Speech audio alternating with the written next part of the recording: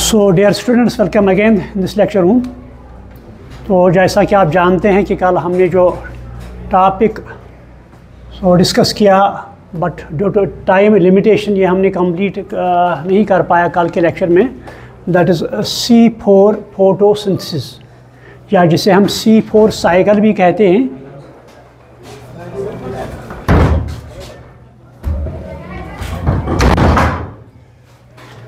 C4 cycle भी कहते हैं, C4 फोटोसिंथेसिस भी कहते हैं, और हैच एंड स्लैग्स पाथवे भी कहते हैं। तो इसमें मैंने बताया कि कुछ प्लांट्स ऐसे हैं जिनमें जब फोटोसिंथेसिस शुरू होती है तो फर्स्ट स्टेबल प्रोडक्ट उनमें बनता है, that is C4 compound. C3 plants में जो फर्स्ट स्टेबल कंपाउंड बनता था that was C3, but in case there is C4, that is why it is called as C4 photosynthesis and plants are called as C4 plants। तो यहाँ पर मैंने क्या लिखा, मैं कल का लेक्चर रिकैप करूँ। तो पहले मैंने बताया आपको, पहले कार्बन डाइऑक्साइड वाटर के साथ कंबाइन होता है, तो यहाँ पर एक एंजाइम आता है that is called as anhydrase. तो ये बाइकार्बोनेट देता है। तो इसके बाद यहाँ पर ये फास्फोएनोल पायरुविक एसिड जो C3 कंपाउंड है इसके साथ कंबाइन होता है। यहाँ पर जो एंजाइम आता है, शॉर्ट में बताऊँ, दैट इज कॉल्ड एज पेप्केस, जो कल मैंने बताया। यहाँ पर एंजाइम जो आता है दैट इज कॉल्ड एज पेप्केस, तो वो इनको मिलाने में रोल प्ले करता है। तो यहाँ पर फर्स्ट स्टेबल प्रोडक्ट जो बनता है दैट इज़ ऑक्सलोएसिटिक एसिड।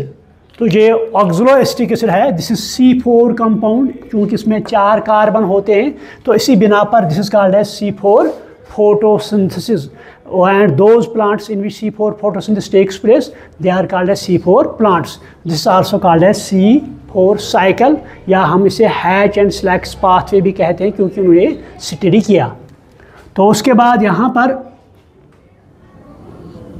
ये जो ऑक्सलोएसिटिक एसिड है, तो कभी कभी ये मैलिक एसिड में कन्वर्ट होता है, या इसको कल मैंने बताया ट्रांस एमाइनेशन होती है, ट्रांस एमाइनेशन। तो ये क्या देता है, एस्पार्टिक एसिड, ये कल हमने डिस्कस किया। तो इसके बाद ये प्रोसेस जो है ये मीज़ोफिल टिश्यू में होती है, या हम कहेंगे मीज़ोफिल सेल में होती है। मीज़ोफिल सेल या टिश्यू आप लिखो, ये उसमें होता है ये प्रोसेस यहाँ तक।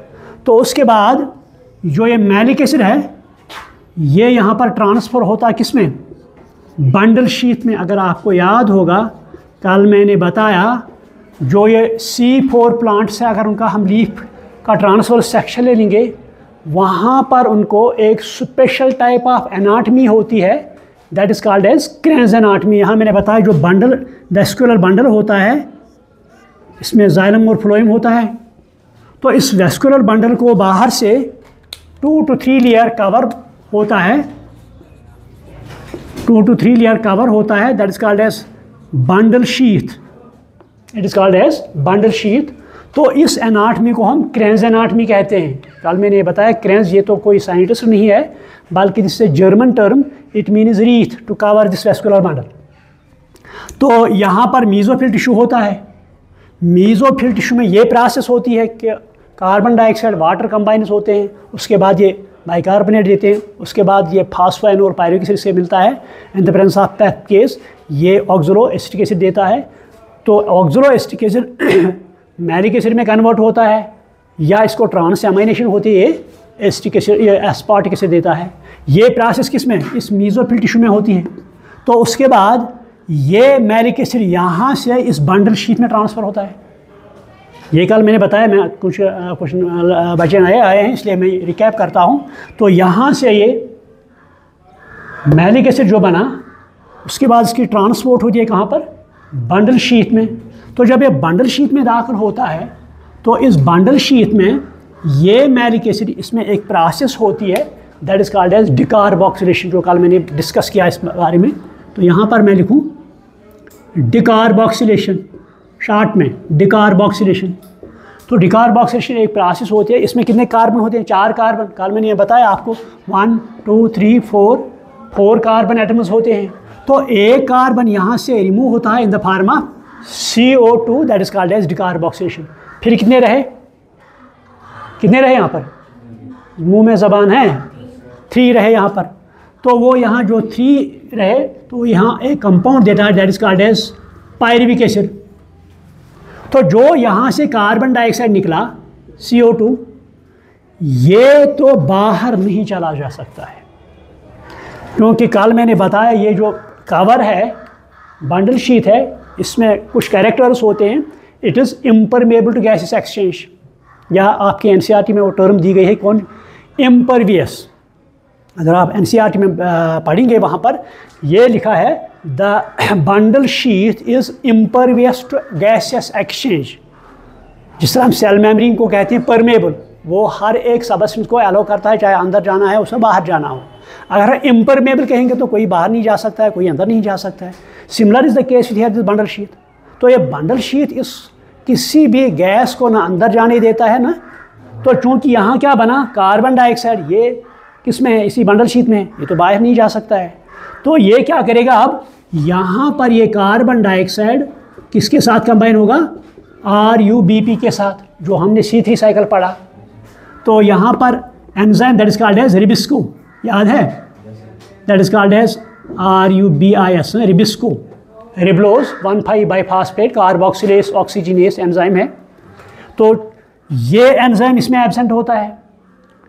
ये ऑब्जेक्टिव आ सकता है, कल मैंने बताया इसमें क्यों C3 साइकिल नहीं होता है, क्यों इसमें C3 फोटोसिंथेसिस नहीं होती है, क्योंकि C3 फोटोसिंथेसिस के लिए हमें क्या चाहिए?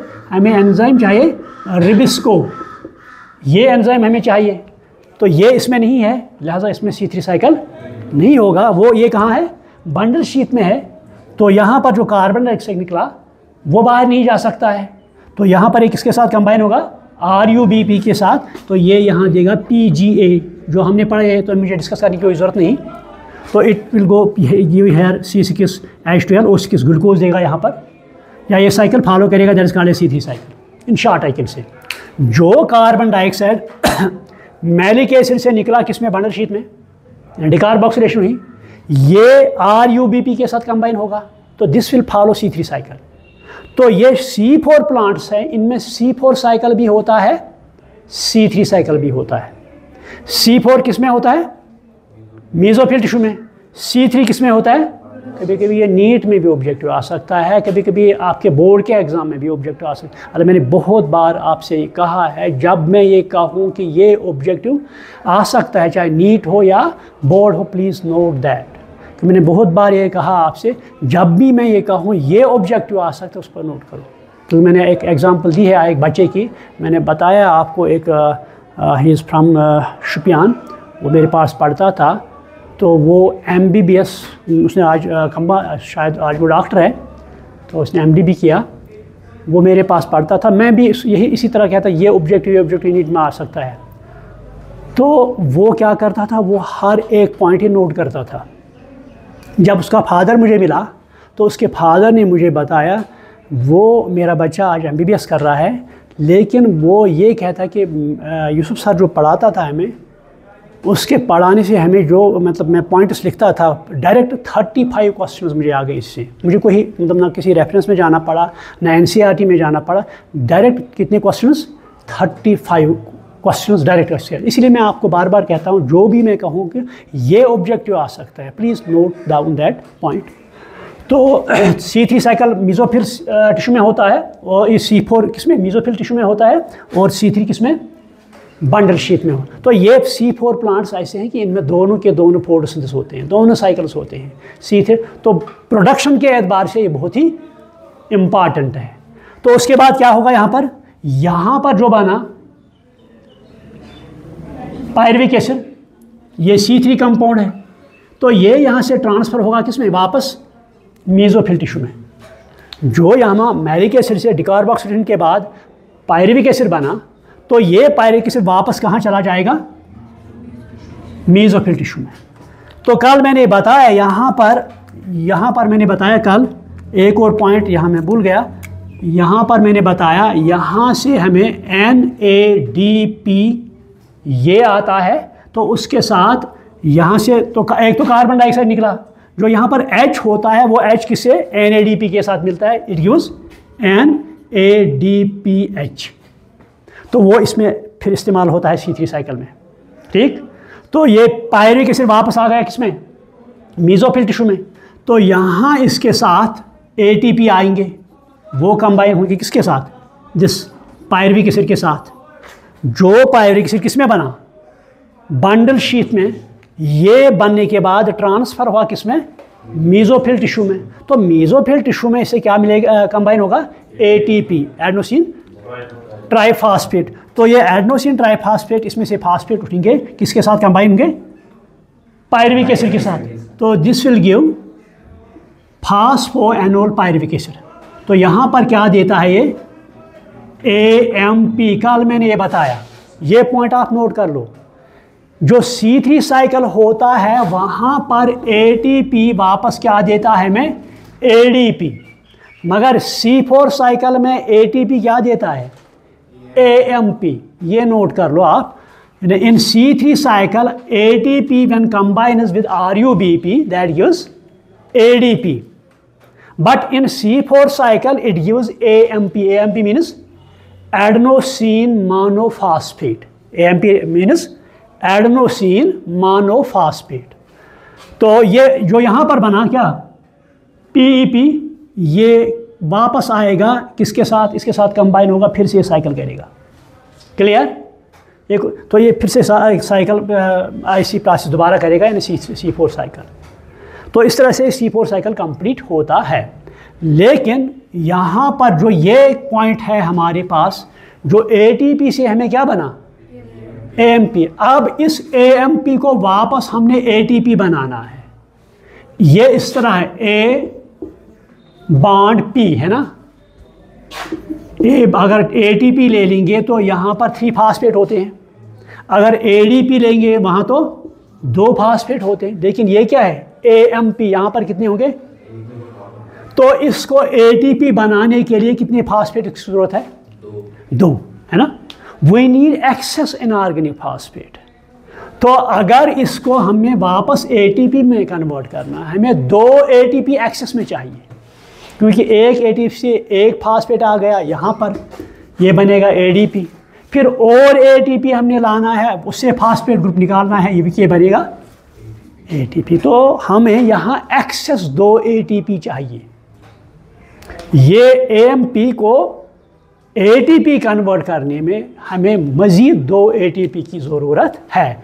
तो अगर हम C3 साइकिल ले लेंगे, अगर आपको रिकॉल दैट C3 साइकिल में मैंने बताया जो एक कार्बन डाइऑक्साइड रिड्यूस होता है, एक कार्बन डाइऑक्साइड जब रिड्यूस होता है, एक कार्बन डाइऑक्साइड के लिए कितने ATP चाहिए हमें, रिकॉल दैट, टोटल कितने हैं 18, जो मैंने उस C3 साइकिल में पढ़ाया आपको, जब 6 कार्बन डाइऑक्साइड रिड्यूस होते हैं हमें टोटल नंबर ऑफ ATP कितनी ज़रूरत है 18, तो एक के लिए क्या चाहिए 18/6, क्योंकि 6 कार्बन डाइऑक्साइड है, कितने आएंगे, वो एक कार्बन को रिड्यूस करने के लिए C3 साइकिल में कितने ATP चाहिए, तो यहाँ पर मज़ीद 2 चाहिए, ये आप याद रखो।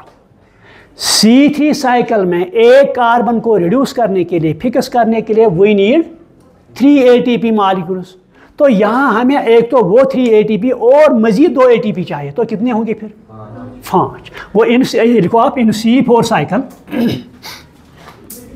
इन C4 साइकिल 1 कार्बन डाइऑक्साइड या fixation of 1 carbon dioxide, in C4 cycle fixation of 1 carbon dioxide needs 5 ATP molecules। ये भी ऑब्जेक्टिव आ सकता है। In C4 cycle, fixation of 1 carbon dioxide or 1 carbon atom we need 5 ATP molecule। तो total कितने हमें ज़रूरत पड़ेंगे, क्योंकि हमारे पास 6 कार्बन डाइऑक्साइड है ना। ये प्लीज़ यहाँ की बत्ती जलाओ। मैंने कहा एक कार्बन डाइऑक्साइड के लिए हमें 5 ATP चाहिए, तो टोटल ATP कितने चाहिए हमें C4 साइकिल के लिए? अंदाज़ा है कुछ आपको? हाँ जोर से बता। 30 हो। तो यहाँ पर हमें है ना 6 कार्बन डाइऑक्साइड।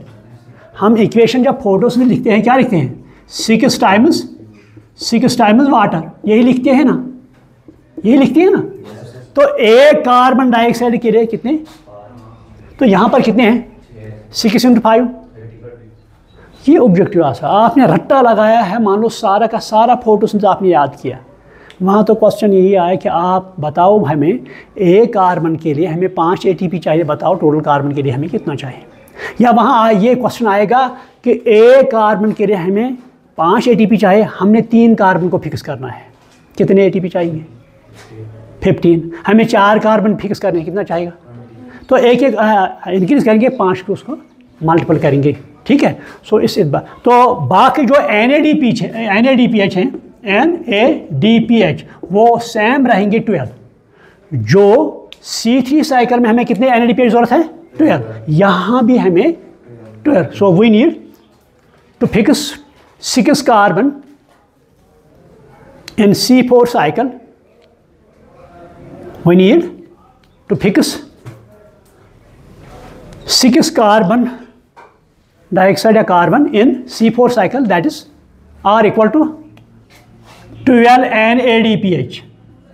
12 NADPH, हमें 12 NADPH चाहिए। तो ये सेम है बोथ C3 साइकिल में भी और C4 साइकिल में भी।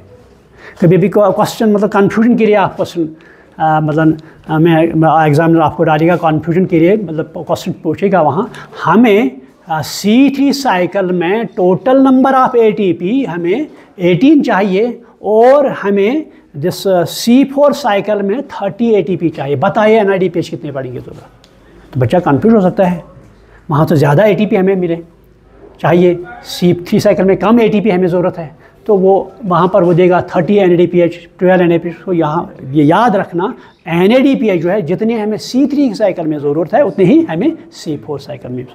क्लियर? तो ये point energy consumption is more in C4, ये लिखो आप, energy expenditure is more in C4 plants as compare to C3 plants. Energy consumption is more in C4 plants as compared to C। क्यों? अगर ये question आएगा आपको exam में, energy consumption is more in C4 plants as compared to, comment upon the statement, क्या लिखोगे? मैंने कहा नहीं, रट्टा नहीं चलेगा आप, है ना, रट्टा मत चलेगा आप, आपको क्वेश्चन ऐसा ही आया। देखो वो बच्चा ज़्यादातर स्कोर हासिल करता है जिसको टॉपिक पढ़ने के बाद ये महारत हासिल हो कि किस तरह के क्वेश्चन इसमें आएंगे, आंसर नहीं, किस तरह के क्वेश्चन आ सकते हैं। अगर उसने ये जान लिया कि इसमें मान लो इस तरह का क्वेश्चन एग्जामिनर डाल सकता है, इस तरह का क्वेश्चन आ सकता है, मान लो वो बहुत ही काबिल है, बहुत ज़्यादा स्कोर है ना, क्योंकि आपने सारा का सारा जो NCERT बायोलॉजी आपने कंप्लीट याद की, रट्टा लगाया याद की, लेकिन क्वेश्चन जो है स्टेटमेंट आया वहाँ पर, तो वहाँ रट्टा ज़रूर है, रट्टा बहुत अच्छा है, लेकिन वहाँ कंसेप्शन को क्लियर करने के लिए आपको वो होना चाहिए कंसेप्ट क्लियर, ठीक है। तो इसमें क्या लिखोगे आप? Comment upon the statement that energy utilization consumption in C4 plants more as compare to C3 plants, क्या लिखोगे? अरे यही है ना, एक कार्बन के लिए हमें 5 ATP चाहिए in C4 cycle, but in case of C3 we need only C3 3 ATP molecules, तो एनर्जी कंजप्शन वहाँ ज़्यादा है ना, यही सिंपल है ना ये। तो लेकिन C4 साइकिल जो है it is better than C3 cycle, या हम कहेंगे C4 plants are better than, क्योंकि यहाँ पर प्रोडक्शन बहुत बनता है। आप देखो the production in case of production of biomass लिखो, या आप मैटर, बायोमास मैटर या मैटर लिखो, production of biomass matter in C4 plants is more as compared to C3 plants। तो यहाँ पर ये कार्बन डाइऑक्साइड को बाहर जाने नहीं देता है, वो इसको यूटिलाइज करता है। अगर कार्बन डाइऑक्साइड की कंसंट्रेशन कम हो, मान लो कार्बन डाइऑक्साइड कंसंट्रेशन, तब भी ये इस कार्बन को इस्तेमाल करते हैं। ठीक है, तो ये these are the importance of significance of क्या ये। और एक और पॉइंट, इन C4 प्लांट्स में फोटो रेस्पिरेशन नहीं होती, जो हमने पढ़ना है आगे। आप ये पॉइंट लिखो, इनसे C4 plants photo respiration does not occur in C4 plants। Photo respiration, यानी ये जो फोटो रेस्पिरेशन क्या होती है, वहाँ हमें क्या मिलता है, कार्बन डाइऑक्साइड मिलता है ना, रेस्पिरेशन में कार्बन डाइऑक्साइड मिलता है। तो ये भी सेम रेस्पिरेशन, मगर यहाँ पर लाइट होती है, लाइट का इस्तेमाल होता है, यहाँ पर भी हमें कार्बन डाइऑक्साइड मिलता है, तो उससे प्रॉब्लम होती है। मगर ये प्रोसेस जो है ये C3 प्लांट्स में होती है, ये हमने पढ़ना है भी, हमने कल, मेरे ख्याल में कल के शायद लेक्चर में यही होगा टॉपिक, C4 ये दिस फोटो रेस्पिरेशन। तो C4 प्लांट्स में फोटो रेस्पिरेशन नहीं होती है, ये किन में होती है, C3, it takes place in C3 plants. तो ये रहा ये C4 साइकिल। अब मैं बताऊं आपकी जो NCERT है, तो इस पर हम थोड़ा सा कंसंट्रेट करेंगे। वहाँ पर तो कंपोनेंट्स बनाया गया 2 सेल्स। अगर आप शाम को घर जाएंगे तो this is called as mesophyll, ये मीजोफिल सेल है या टिश्यू है, हम लिखेंगे सेल, जिसमें भी called as bundle sheath cell, क्योंकि सेल में ही फोटोसिंथेसिस होती है। So this is called as, मैं वही कंसेप्ट, क्योंकि आपको इसी से नीट में भी क्वेश्चन आते हैं। मैंने कहा ना बॉटनी में आपको नीट के एतबार से भी मैं जब आप मेरे क्लास ले लोगे बहुत ही फ़ायदा आएगा। तो यहाँ पर outer this is called as cell wall, तो इसके अंदर से यहाँ पर क्या है, सेल मेम्ब्रेन। ये आपकी NCERT में दिया गया है, मतलब वहाँ जो डायग्राम दी गई, तो ये वहाँ पर this is called as mesophyll. तो यहाँ पर क्या होता है, एटमॉस्फेरिक कार्बन डाइऑक्साइड आता है CO2, this called as atmospheric, ATM short में मैं लिखूँ, वहाँ पर लिखा है atmospheric carbon dioxide combine is water. Water तो वहाँ नहीं दिया है उन्होंने, वाटर वहाँ नहीं दिया है उन्होंने, बल्कि सिंपली यहाँ पर लिखा है उन्होंने HCO3। ये पॉइंट तो वाटर वहाँ पर नहीं मेंशन किया है उसने।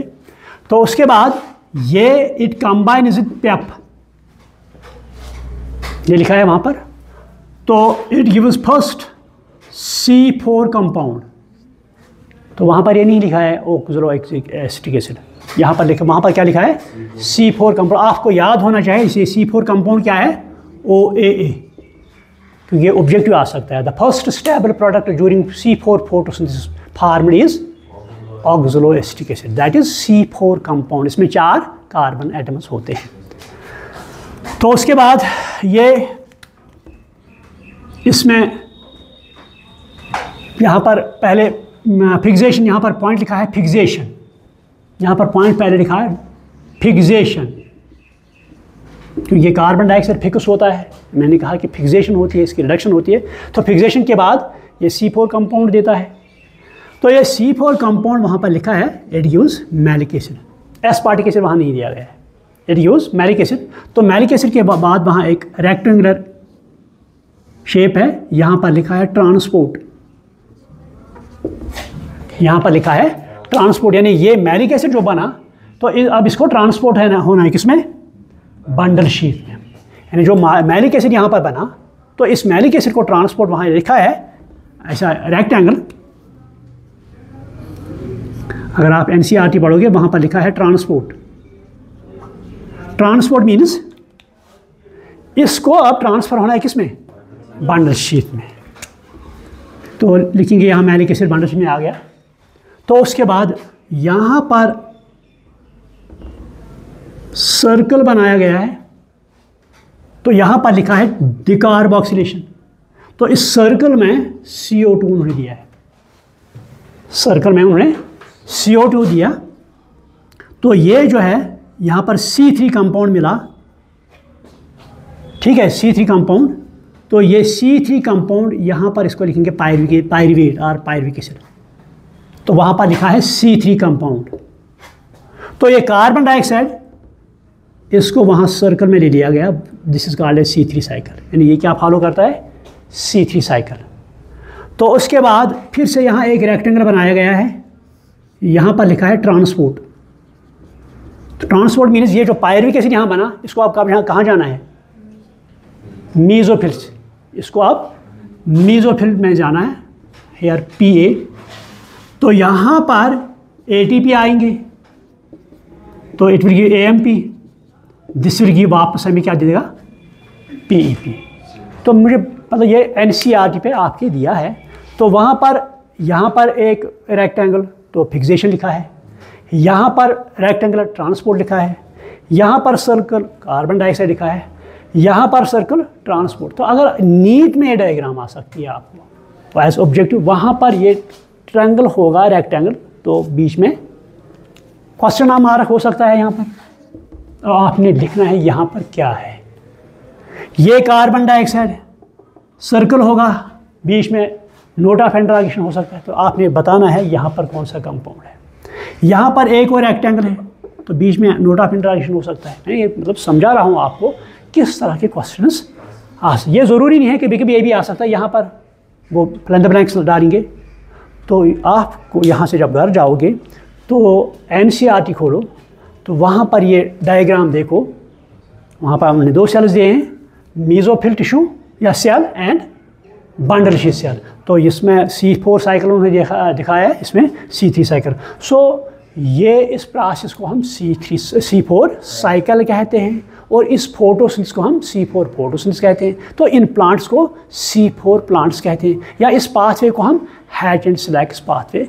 सो मैंने कहा this is better as far as this output, this क्या